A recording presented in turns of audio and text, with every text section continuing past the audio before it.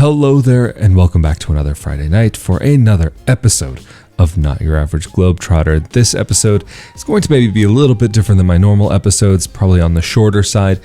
And this is just an update for those of you who've been asking about updates on the Green Pass, updates on life in Italy, what's been going on, and what things are looking like. Of course, before I get too much deeper, a huge thank you to the patrons who make content like this possible. Really, since the last update video, I know there's a lot of you who've been very curious about what's been going on and if anything has changed. And really, for the most part, not much has changed. Basically, the only real major difference is kind of like how before with the Green Pass, the introduction of the Green Pass, we saw that it was now necessary for restaurants to check the Green Pass for people who wanted to eat inside.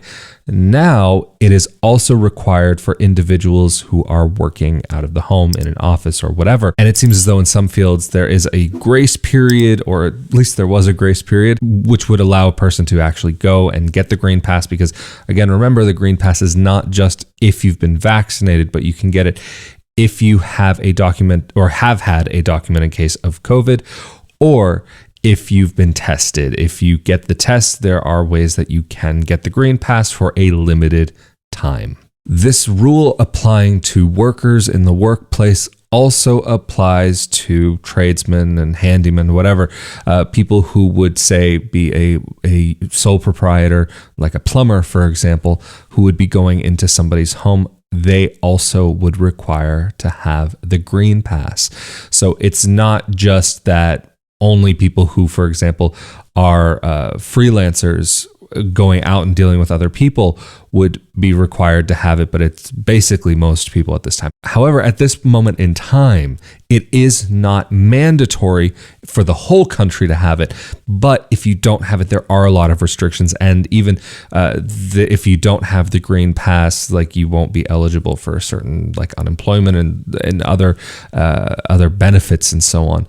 Or that in some fields you can be placed in this kind of limbo where you're not fired, but you're not fired. So you wouldn't be entitled to any type of benefits, and you also wouldn't be entitled to your pay that you would be getting from your job. You would kind of just be in this limbo between the two. But getting back to the discussion around restaurants and so on. So at this moment in time, kind of like how it was before, in my last update on the Green Pass, and also for more information about the Green Pass, getting it and so on, and some of the more details about the rules, be sure to check out my last update on YouTube. If you are watching the video podcast version of this episode, then I will try to make sure that it is in the comment section, pinned as the first comment. But for the time being, restaurants, you're still allowed to eat outside if you do not have the Green Pass. And this has led some restaurants to trying to have people who do have the Green Pass to try to push them to sit inside, so that people who don't have it can have the option to sit outside. But the weather did this past week get a little bit nicer. It's been cooling down, and it's kind of been trying to figure out if is it summer still or is it fall still. It also depends on where you are in the country. Like where I am, it has cooled down quite a bit, but there have been a few really nice evenings where people wanted to sit outside. So even one place, I was speaking to the owner, they said that they were having some issues because everybody wanted to sit outside, but it was so much to the point that they said, oh no, we'll wait for the table. We don't want to sit inside. We'll wait for the table outside. And especially in a country like Italy, where people will make a full evening event out of having a meal, this could potentially be quite a long wait. Unlike how we've seen in France, where having a Green Pass is necessary even to go and take care of like grocery shopping, Italy has not adopted that as of this point in time. There's, of course, always talks about maybe doing something or doing something else. I'll get into that in a second later on in this video.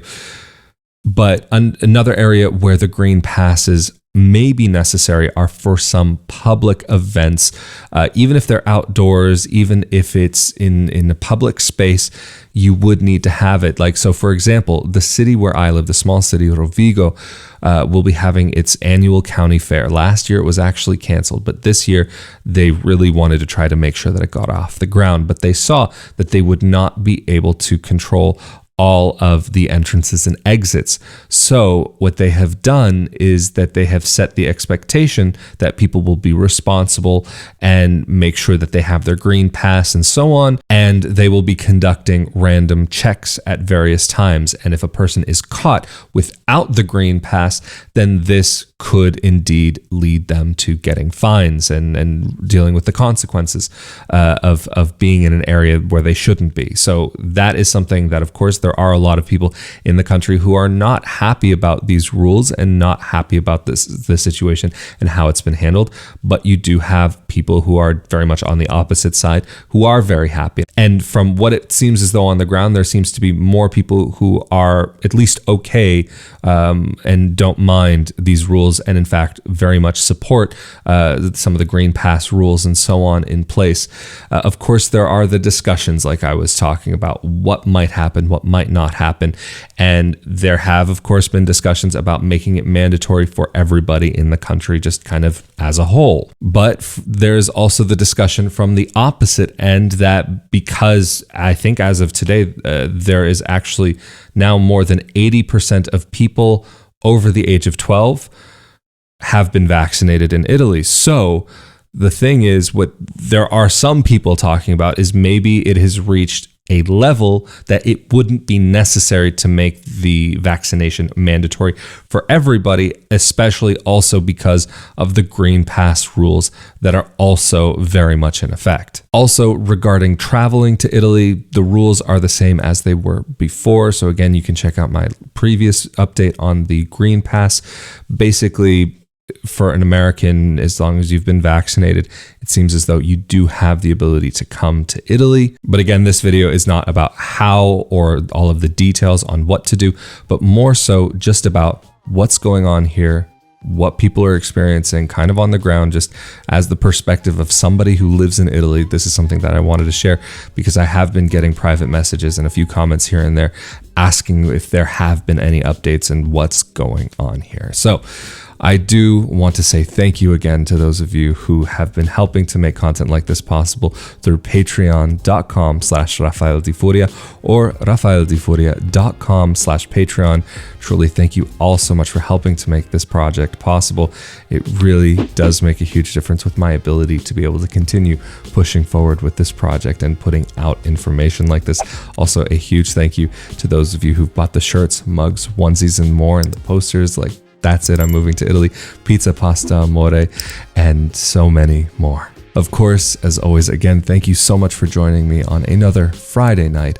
I'm Rafael Di Furia. Stay safe and healthy out there, and I'll see you all next time. Later.